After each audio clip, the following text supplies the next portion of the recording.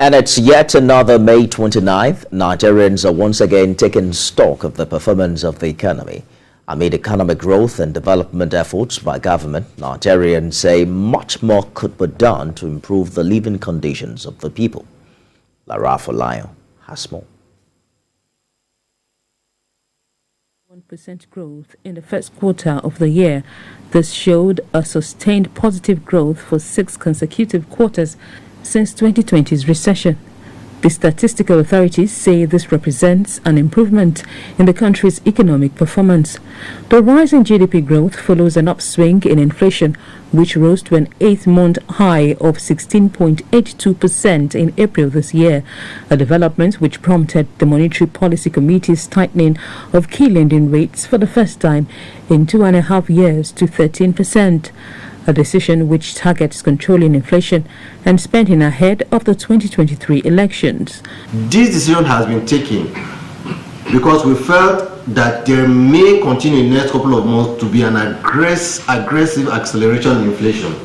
And we think there is a need to take some drastic action to reverse it. If we're able to see a reversal, perhaps we can begin to say, yeah, we're returning to what we can call the normal period when we're looking at moderating, using CRR to moderate inflation, and at the same time using our development finance to really push for growth. Job creation is a major target of government, but the unemployment rate continues to rise and was up to 33.3% last year. Though rising unemployment was predicted considering the impact of COVID-19 on businesses, the state of unemployment remains a major source of worry to many. If you look at all the parameters, joblessness, lack of money, no roads, no healthcare, ASU on strike. So that's my view. Will it change by May 29? No. Will politics change? No. Will we have a new electoral process? No. Will voters' votes count? No. Who will be president in 2023? I don't know, but it will make no difference.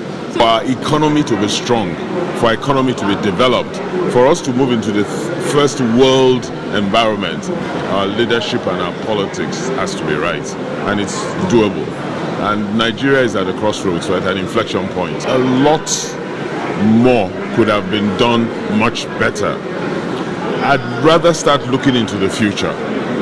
The country's rising debt profile is also an issue, as reports show public debt may touch over 51 trillion naira by year end.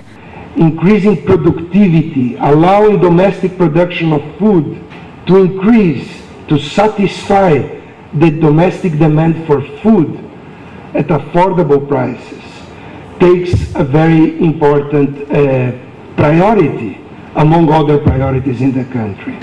If you fix the politics, that's the major step in fixing the economy, because major economic decisions are made by politicians. Your budget is actually a political instrument for managing the economy.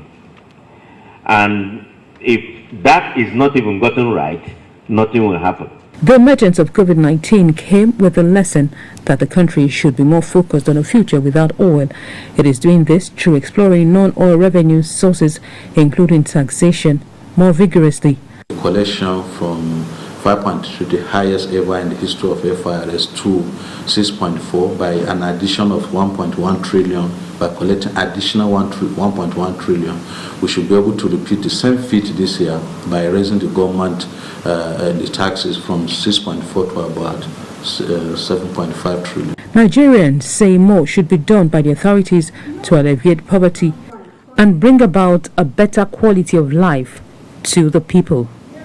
If you have a political process that is plagued with a deficit of ideas competition, if you have a political process that is exclusionary of the vast majority of our people, what you have at the end of the day is a ruling and a political class that are disconnected from the reality. The level of investment of government on health services is extremely poor. 77% of health service delivery in this country comes from out of pocket. We'll keep telling them we need you to be accountable. Right now they are not accountable, and that's the key message. Our politicians need to be accountable, provide jobs, provide education, provide health care, and all the necessaries that makes life abundant. They promised, after all, the dividends of democracy. The race to the 2023 general elections is on, and the desire of the average Nigerian is that those that will emerge from this process will come up with policies that will impact the economy positively more than ever before. Lara Afolayan, TVC News, Abuja.